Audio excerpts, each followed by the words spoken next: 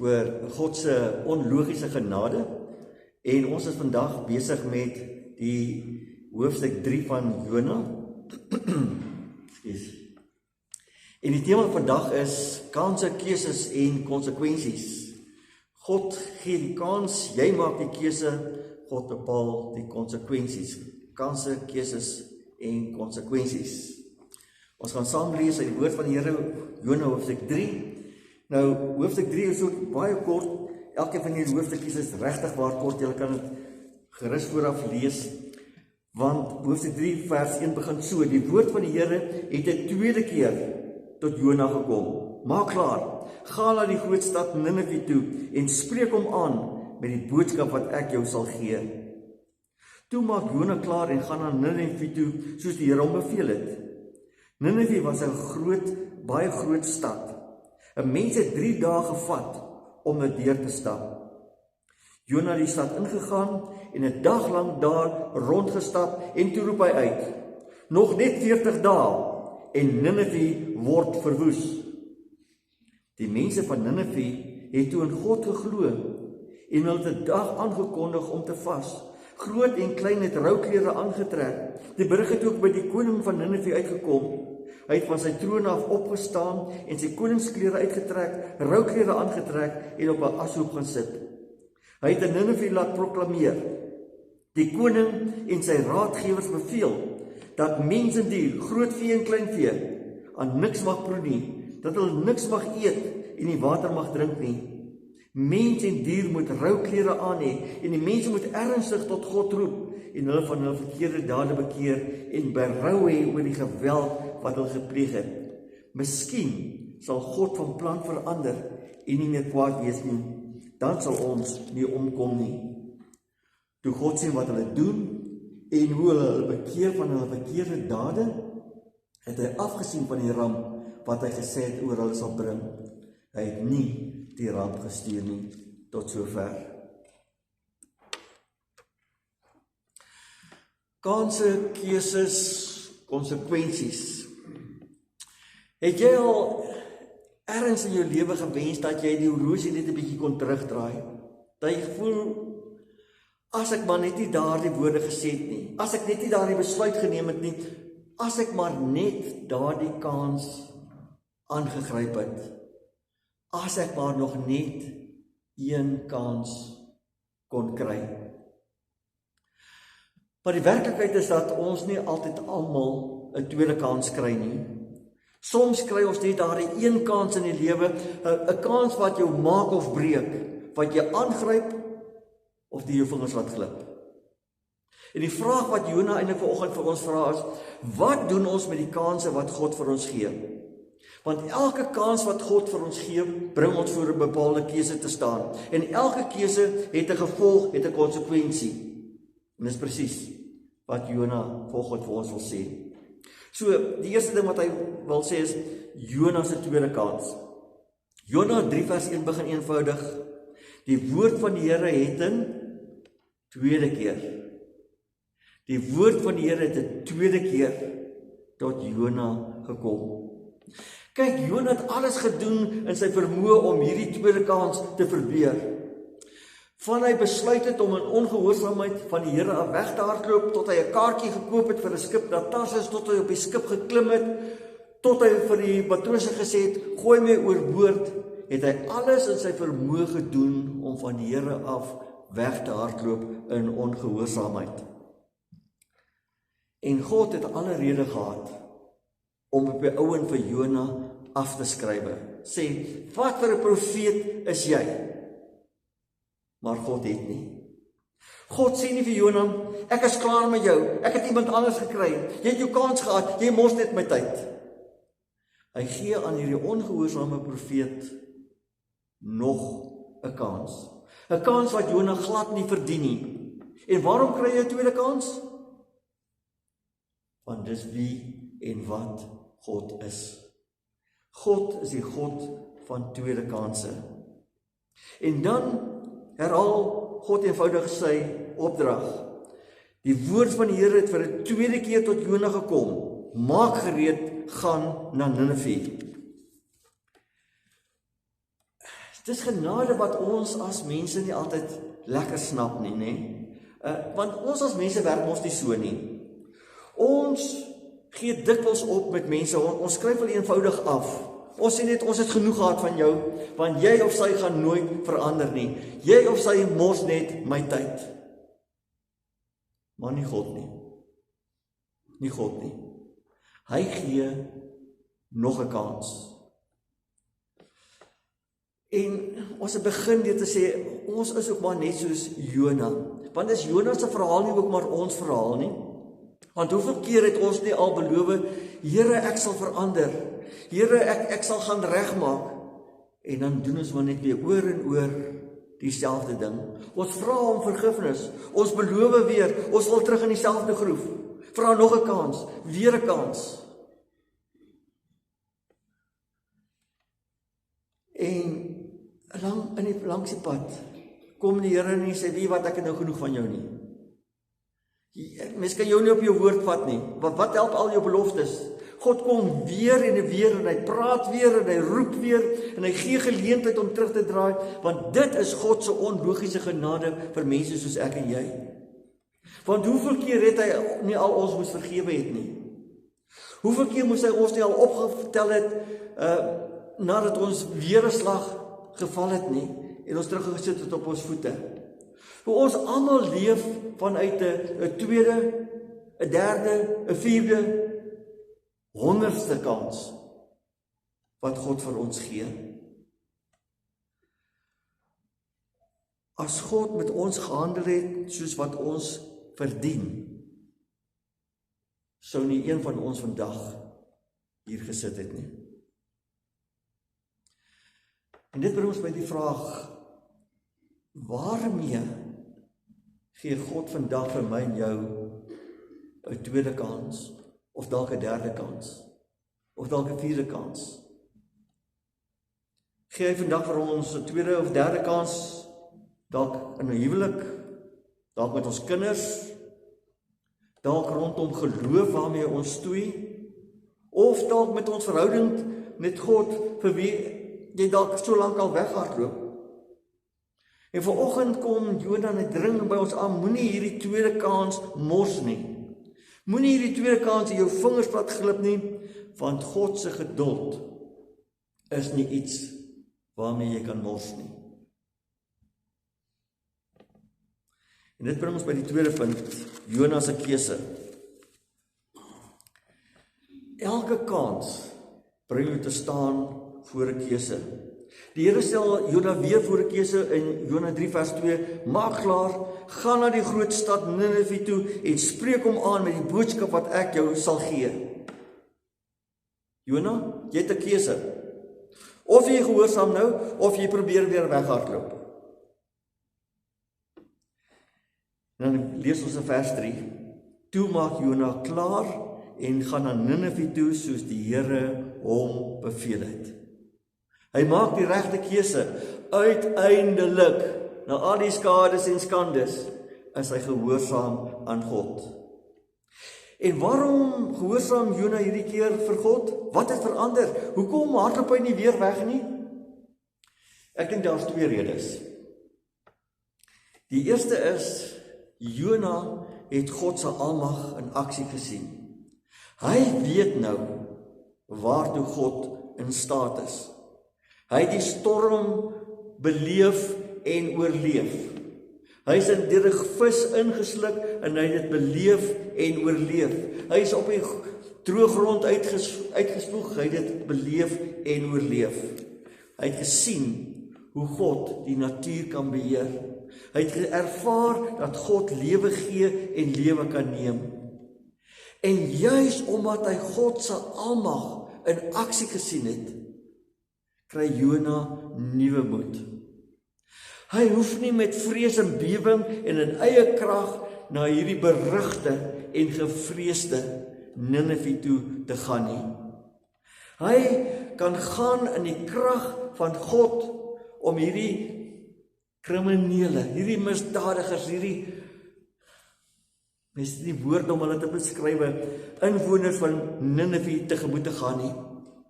Maar hy gaan hulle tegemoet in die krag van God, soos wat Dawid vir Goliat dit tegemoet gegaan het, toe hy in 1 Samuel 17 vers 45 sê Dawid vir Goliat, jy kom na my toe met 'n dolk en 'n spies en 'n swaard, maar ek kom na jou toe in die naam van die Here die Almagtige, die God van die linies van Israel, wat jy verkleineer het.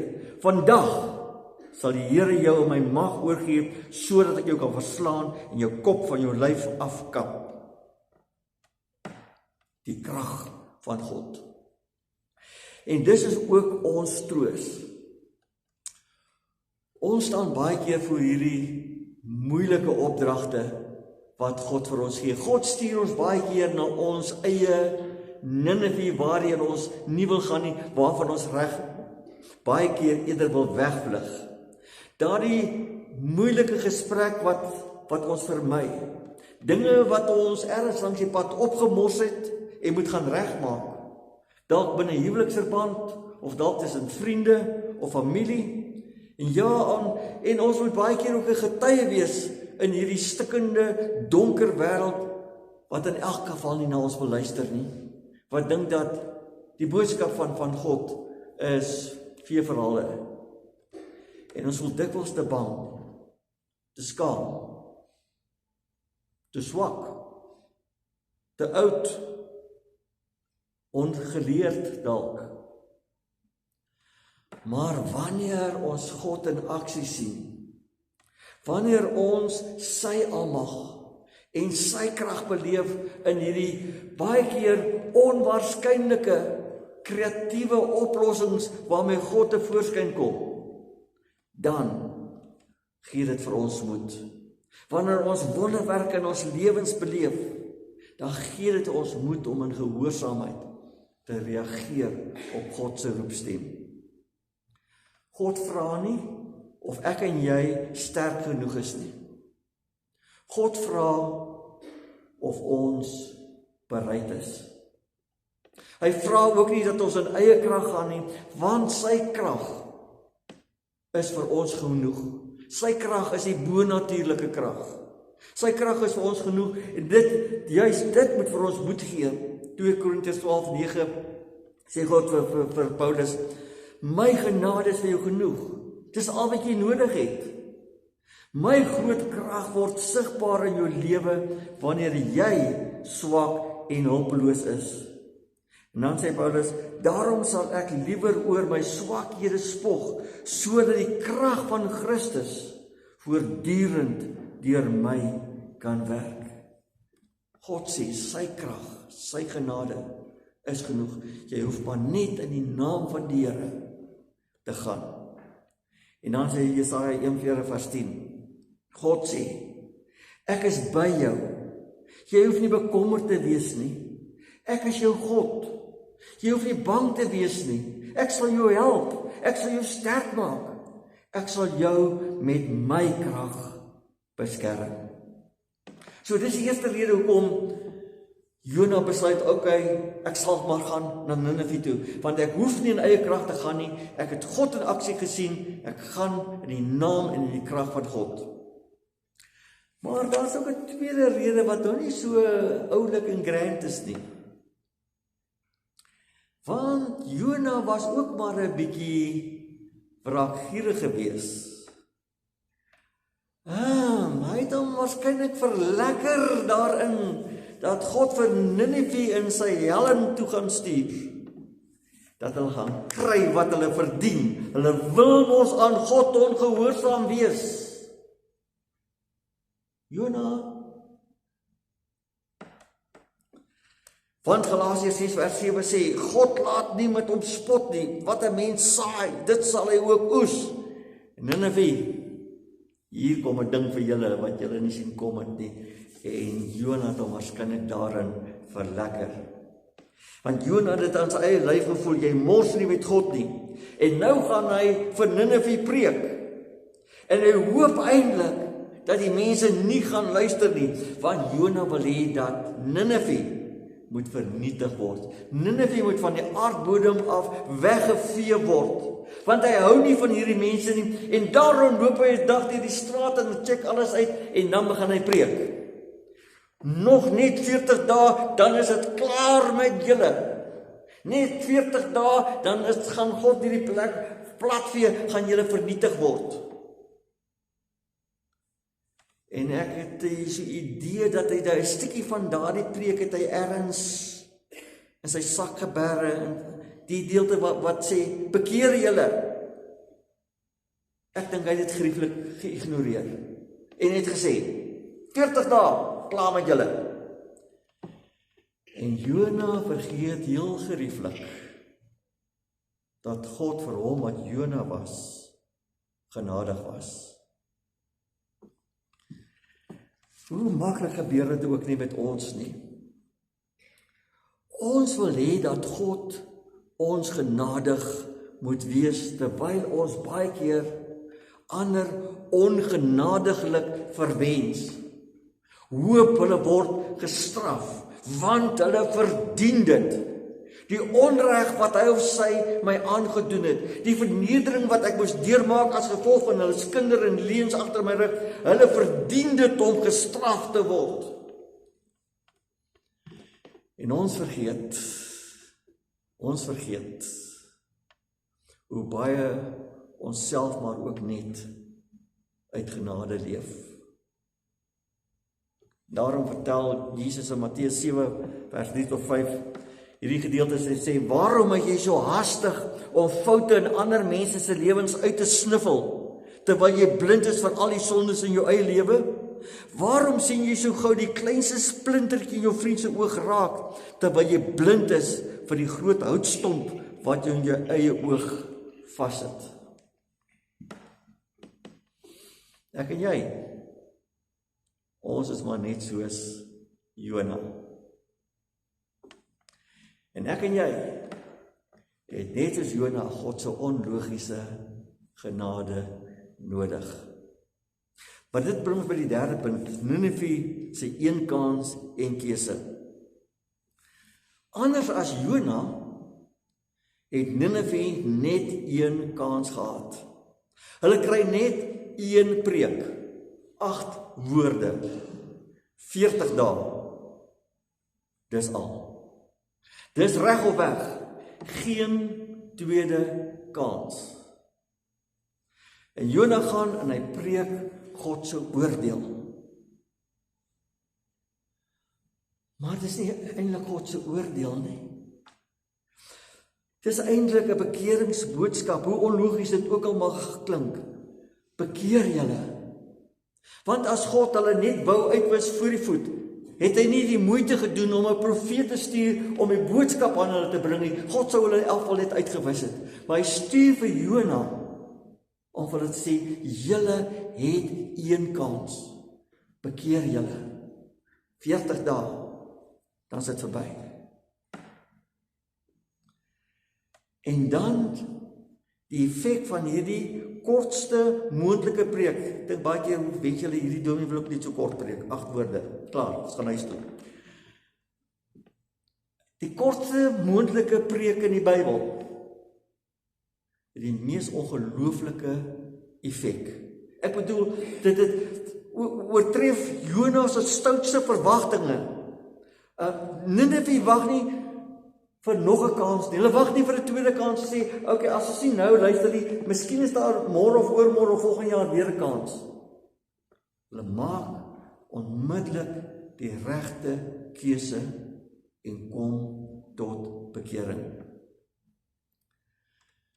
Die wonderlike van hierdie hoofstuk 3 is Jona se preek. 8 woorde. Hy het nie PowerPoints gehad nie.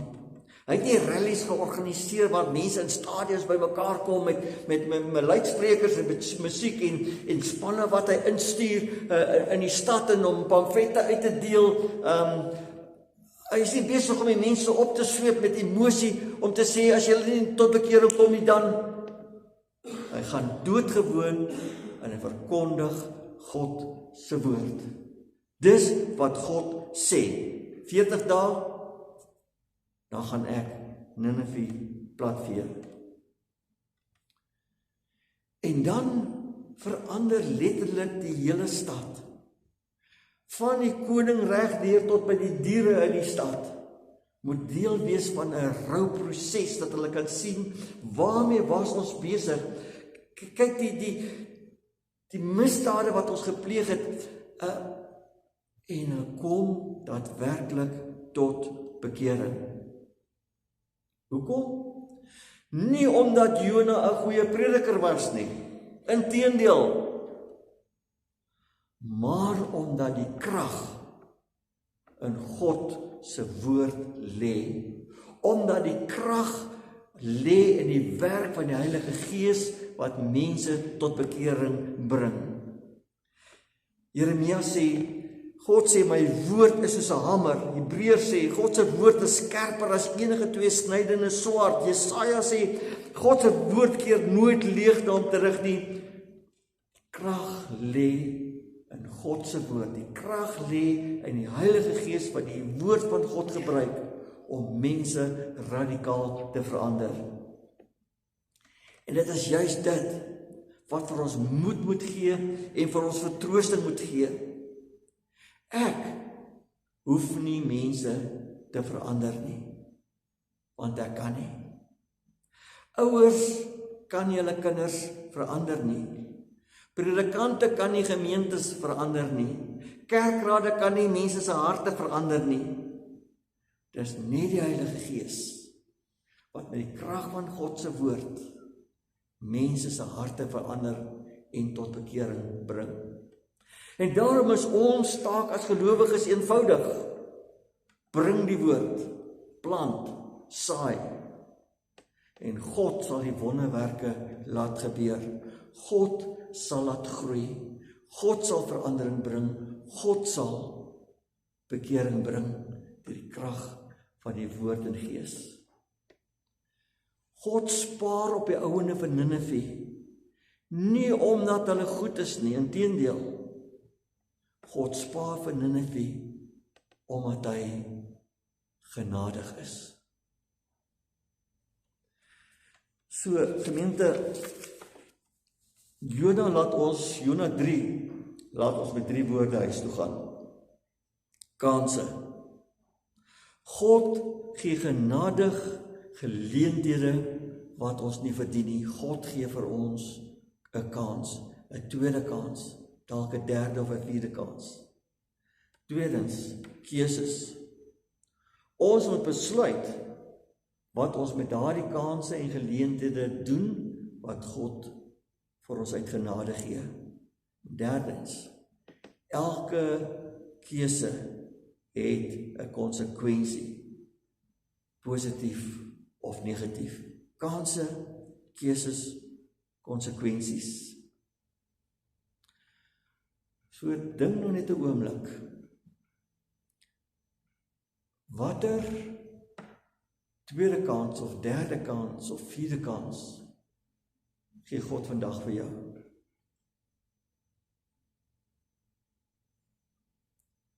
En watter keuse stel jy al so lank uit met die hoop dat daar 'n derde of 'n vierde of 'n vyfde kans gaan wees? Want niemand van ons weet hoeveel kansse of geleenthede ons nog gaan kry nie. Ons weet nie of vandag dalk jou laaste en enigste kans gaan wees nie. Luister daarom na wat die Heilige Gees sê. Vandag, as julle sy stem hoor, moet julle nie julle harte verhard nie, sê Hebreërs 3 vers 7. Luister daarom na wat die Heilige Gees sê. Vandag, as julle sy stem hoor, moet julle nie julle harte verhard nie. Maak die regte keuse in die krag van die Here. Amen. Gemeente, ontvang die seën van die Here en gaan ook huis toe in sy vrede. Want die genade van ons Here Jesus Christus en die liefde van God ons Vader en die gemeenskap van die Heilige Gees sal met elkeen van julle bly totdat Jesus weer kom. Amen.